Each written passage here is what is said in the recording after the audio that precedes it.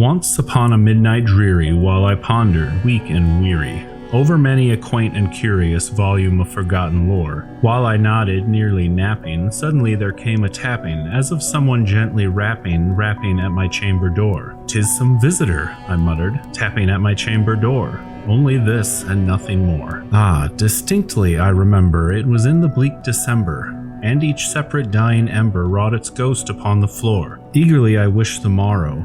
Vainly I had sought to borrow from my book surcease of sorrow, sorrow for the lost Lenore, for the rare and radiant maiden who the angels name Lenore, nameless here forevermore. And the silken, sad, uncertain rustling of each purple curtain thrilled me, filled me with fantastic terrors never felt before, so that now, to still the beating of my heart, I stood repeating, "'Tis some visitor entreating entrance at my chamber door. Some late visitor entreating entrance at my chamber door. This it is and nothing more." Presently my soul grew stronger, hesitating then no longer. "Sir," I said, "or madam, truly your forgiveness I implore. But the fact is I was napping, and so gently you came rapping, and so faintly you came tapping at my chamber door, that I was scarce sure I heard you. Here I opened wide the door. Darkness there, and nothing more. Deep into that darkness peering, long I stood there wondering, fearing, doubting, dreaming dreams no mortal ever dared to dream before. But the silence was unbroken, and the stillness gave no token,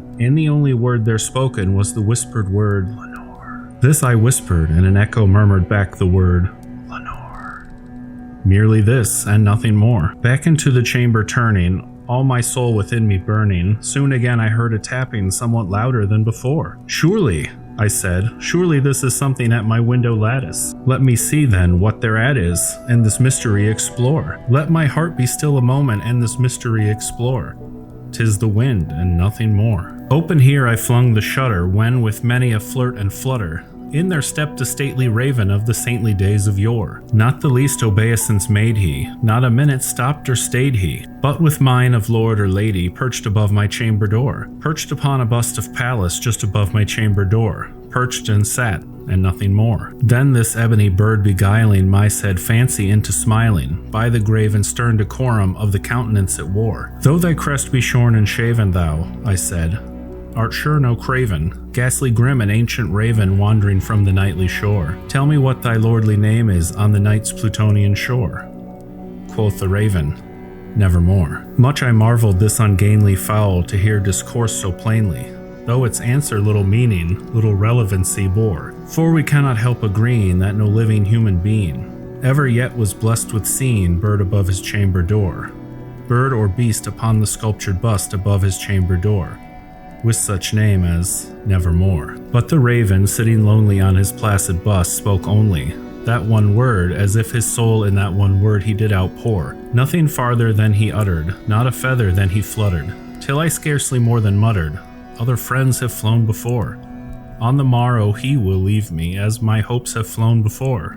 Then the bird said, "Nevermore." Startled at the stillness broken by reply so aptly spoken, "Doubtless," I said, "what it utters is only stock and store, caught from some unhappy master whose unmerciful disaster followed fast and followed faster till his songs one burden bore, till the dirges of his hope that melancholy burden bore, of nevermore." But the raven still beguiling all my fancy into smiling, straight I wheeled a cushioned seat in front of bird and bust and door. Then upon this velvet sinking, I betook myself to linking fancy unto fancy, thinking what this ominous bird of yore, what this grim, ungainly, ghastly, gaunt, and ominous bird of yore meant in croaking Nevermore. This I sat engaged in guessing, but no syllable expressing to the fowl whose fiery eyes now burned into my bosom's core.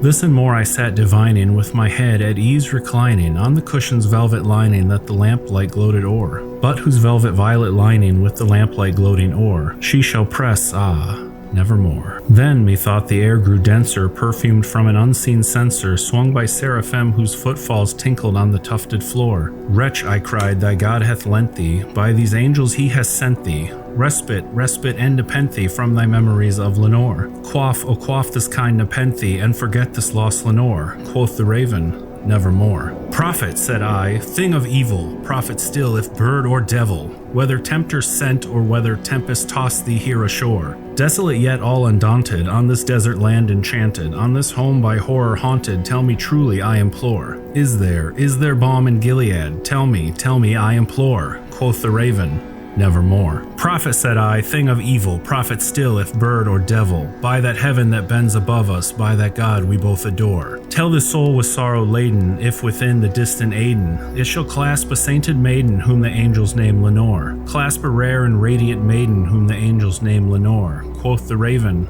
nevermore. Be that word our sign of parting, bird or fiend, I shrieked upstarting. Get thee back into the tempest and the night's Plutonian shore. Leave no black plume as a token of that lie thy soul hath spoken. Leave my loneliness unbroken, quit the bust above my door. Take thy beak from out my heart, and take thy form from off my door. Quoth the raven, nevermore. And the raven, never flitting, still is sitting on the pallid bust of Pallas just above my chamber door. And his eyes have all the seeming of a demon's that is dreaming, and the lamplight o'er him streaming throws a shadow on the floor. And my soul from out that shadow that lies floating on the floor shall be lifted nevermore.